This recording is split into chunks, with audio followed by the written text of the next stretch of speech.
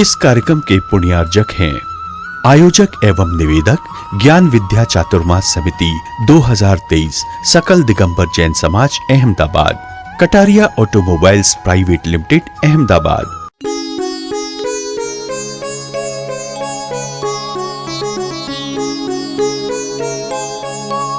आपने सुना होगा कि राजा श्रेणिक ने छल से चेटक की पुत्री चेलना से विवाह कर लिया। जैनी जैसा बन करके आचरण करके और विवाह कर दिया रानी चेलना से।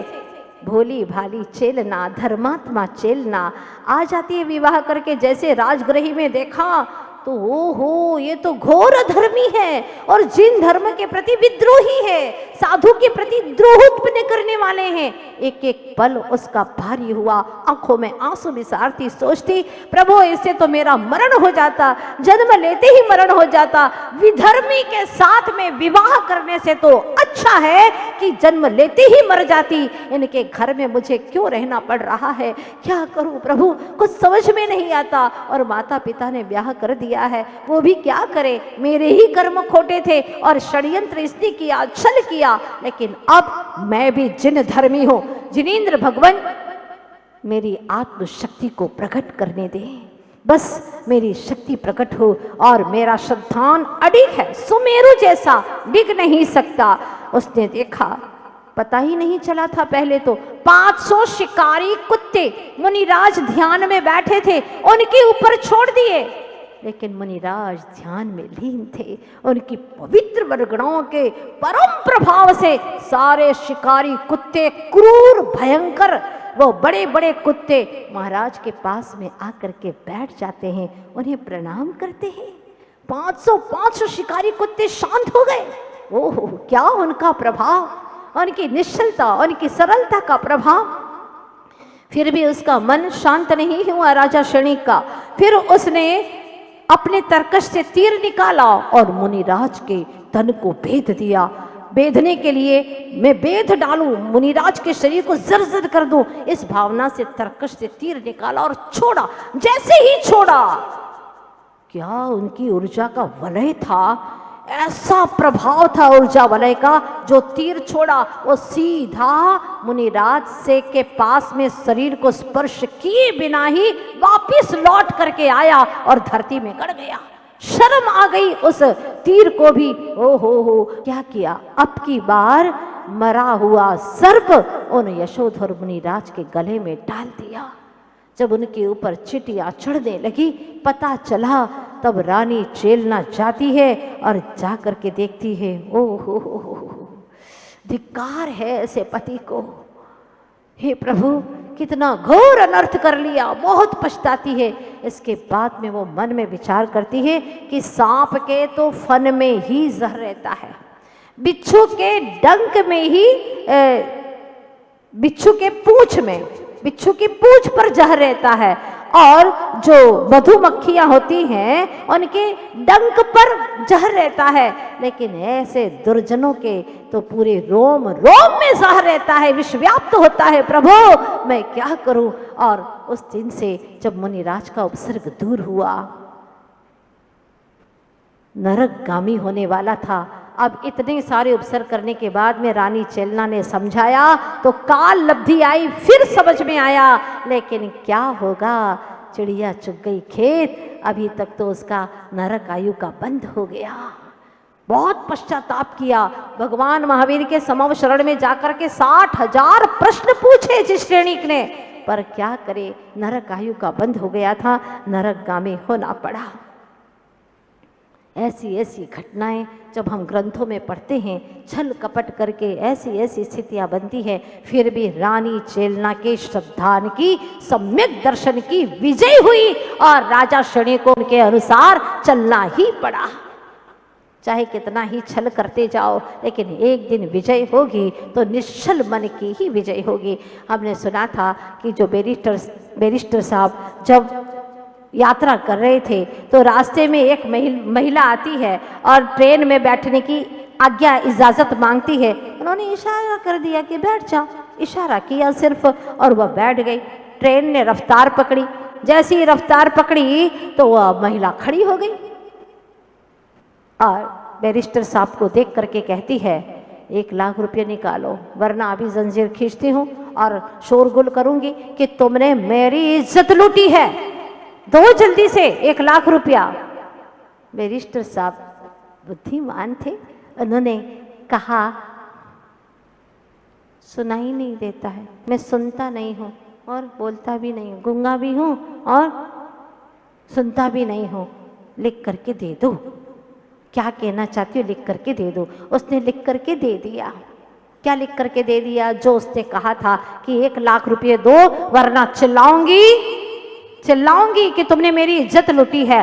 और कागज लिख करके दिया, रखा अपने पास में, 2 चांटे मारे। मुझे छलती हो तुम? छलने वाले के दिल में खुद छाले पड़ेंगे। तुम चाहे कितना ही छलने की कोशिश करो, अब तो उनके पास पे प्रमाण ही आ गया था। कबीरदास जी ने कहा है, कबीरा आप ठगाइए और न ठगिए कोई, आप ठगाए सुख उपजे पर ठगिए दुख होए। बड़ी अच्छी पंक्तियां लिखी है। अगर आप ठगे गए कोई बात नहीं, आपको लगेगा हम ठगे गए तो कोई बात नहीं, सुखी होगा, लेकिन औरों को ठगा तो आपके मन में पीड़ा होती रहेगी, मैंने अच्छा नहीं किया। क्योंकि मन हमारा हमेशा जजमेंट करने वाला एक अदालत है और वह अदालत हमें सही निर्णय देती कि तुमने अच्छा नहीं किया। आपने कभी देखा होगा परीक्षा देने वाला जो परीक्षार्थी नकल करके ले जाता है और पूरा टिप्पण तैयार करके रख देता है, पूरे टाइम इधर उधर देखता रहता है, कोई आ तो नहीं रहा है, कोई देख तो नहीं रहा है, और उसके भीतर में घबराहट हमेशा बनी ही रहती है।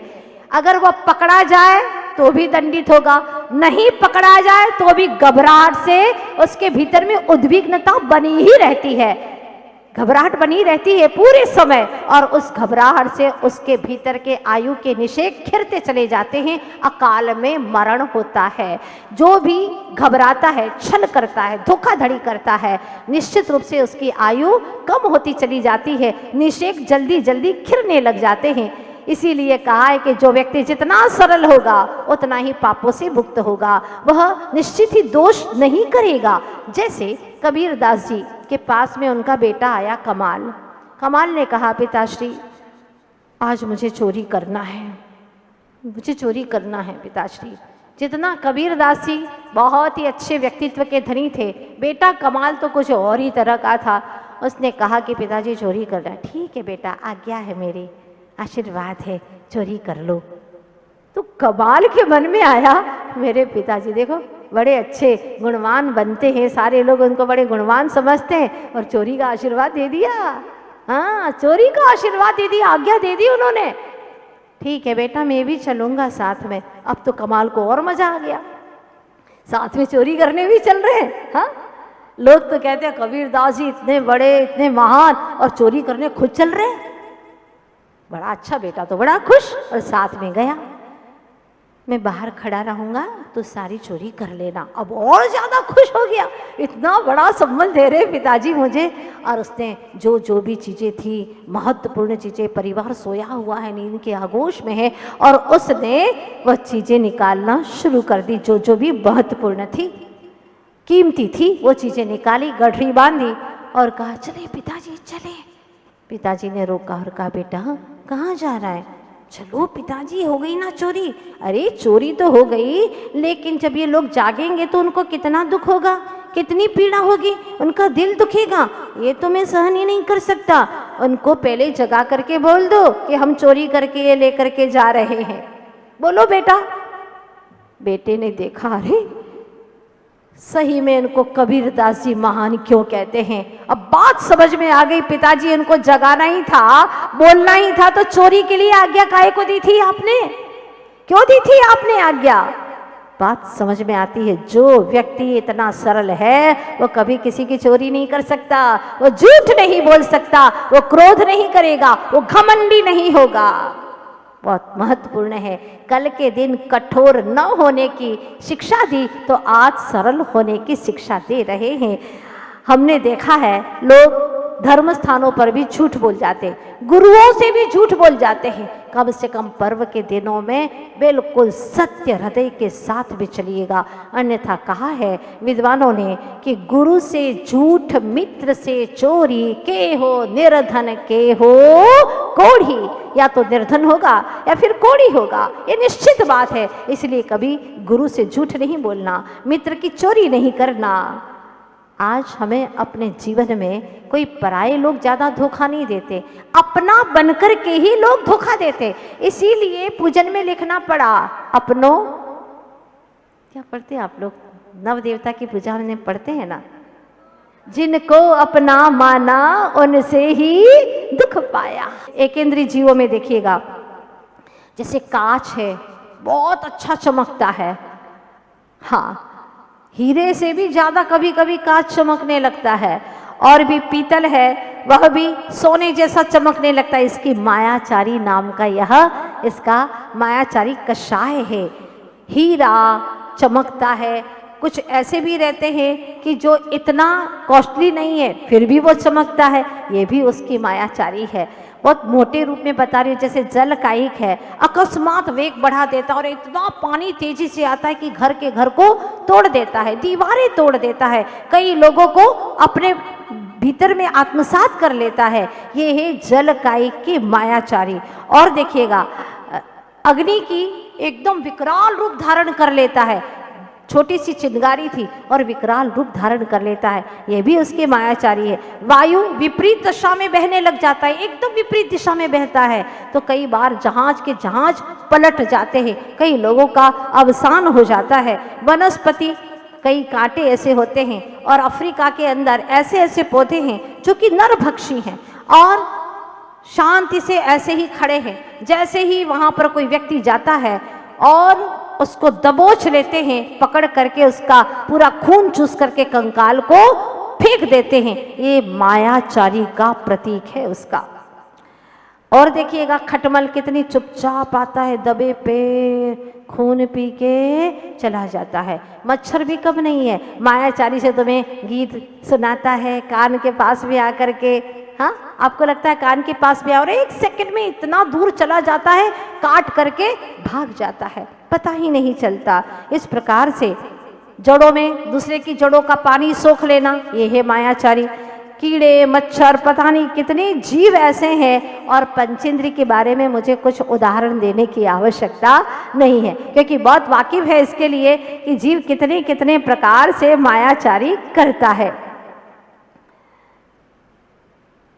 आप लोग देखते हैं आए दिन अखबार भरे पड़े हैं, मोबाइल के अंदर कितनी कितनी ऐसी कहानियां आती हैं, सुनते हैं ना आप लोग, आए दिन सुनते हैं। बस यही स्थिति है। आचार्य भगवान कहते हैं कि आज के समय में मौन के इशारे ही शोर मचा रहे हैं, मौन के इशारे ही शोर मचा रहे हैं, मनोरंजन के साधन ही बोर बना रहे हैं, मनोरंजन के साधन ही बोर बना रहे हैं। किस डॉक्टर के पास जाए हम, आज किस डॉक्टर के पास जाए हम, सुनना बड़े ध्यान से, ताकत के कैप्सूल ही कमजोर बना रहे हैं, ताकत के कैप्सूल ही कमजोर बना रहे हैं। कहाँ जाए कुछ बात समझ में नहीं आती, जहाँ देखो वहाँ पर कर रहा है कर्म, मानता है बांध रहा है कि धर्म धर्म कर रहा हूँ, यही तो जीवों का है भ्रम। और ये भ्रम करते करते अनंत काल बीत गया। आप लोग भूले नहीं होंगे वो मंत्री जिसके यहाँ पर बेटा हो गया, भूल तो नहीं गए ना आप लोग, हाँ बेटा हो गया है। अब पत्नी ने कहा मैं इस तुम्हारे गोदी के पुत्र को देख नहीं सकती, मेरा बेटा मेरा ही बेटा रहेगा, अब ये घर पे नहीं रह सकता। मंत्री ने कहा ऐसा कैसे हो सकता है, वह अनाथ है बालक, उसका कोई नहीं है और हमने गोद लिया है, नहीं मैं इसे घर पे नहीं रख सकती। इंसान जब वक्त पड़े तो गधे को भी काका कहता है, और जब वक्त निकल जाता है तो वक्त पड़े बाबा गधे को कहे काका, हाँ और वक्त निकल गया तो फिर उससे कोई प्रयोजन नहीं रहता। इसीलिए आचार्य कहते हैं विश्वास में विष का वास है, विश्वास में है वास विष का, आशा में छिपी है निराशा। शब्दों के संग में न बहना, छल से भरी है हर भाषा, छल से भरी है हर भाषा।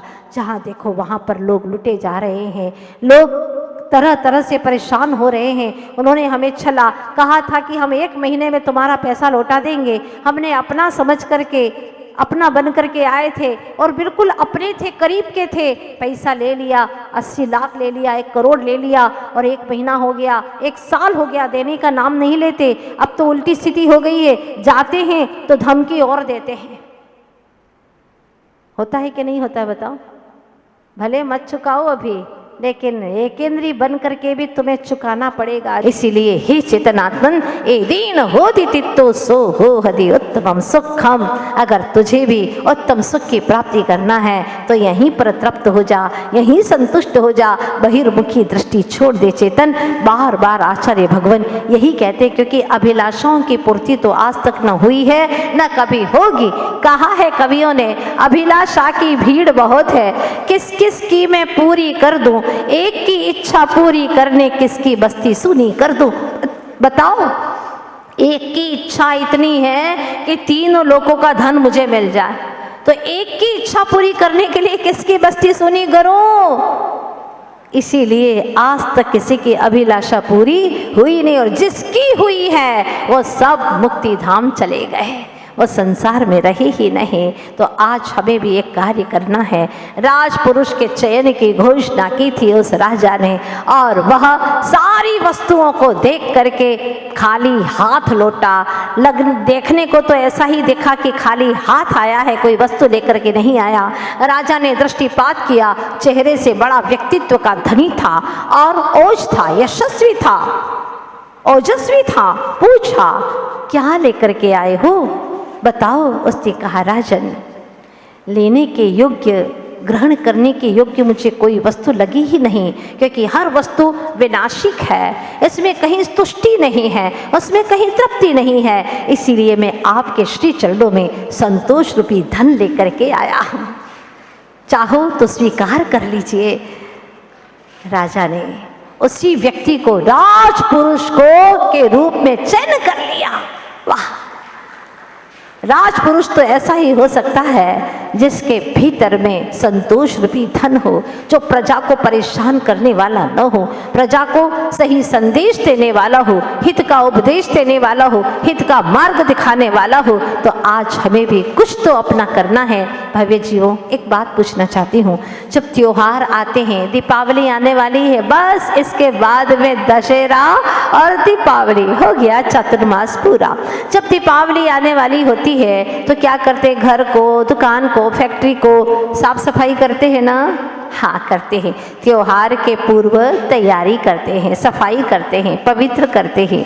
अतिथि कोई आता है, विशेष अतिथि, तो क्या अपने घर को ऐसे ही सामान इधर उधर बिखरा हुआ रहने देते हैं? अरे जल्दी करो, आने वाले हैं अतिथि, विशेष अतिथि हैं। घर को देख करके ही तो घर के लोगों का अनुमान लगाया जाता है। जैसे मंदिर को देख करके वहाँ के कॉलोनी के लोगों का अनुमान लगाया जाता है कि कैसे यहाँ के लोग होंगे, वैसे ही घर को देख करके घर के लोगों का अनुमान लगाया जाता है कि कैसे हैं यहाँ के लोग। इसलिए अतिथि आगमन से पूर्व घर की सफाई की जाती है। बीजारोपण करता है कृषक, इसके पहले उस खेत की सफाई की जाती है। उसी प्रकार से आचार्य भगवान कहते, 3 कषाय की अशुचि नहीं है इतनी जितनी की लोभ की है। लोभ जब तक रहेगा तब तक शुचिता नहीं हो सकती। इसलिए अपने घर के आंगन को साफ करो, अपनी चेतन आत्मा को पवित्र करो। इसको पवित्र किए बिना परमात्मा तुम्हारे भीतर में प्रवेश नहीं कर सकता, रह भी नहीं सकता।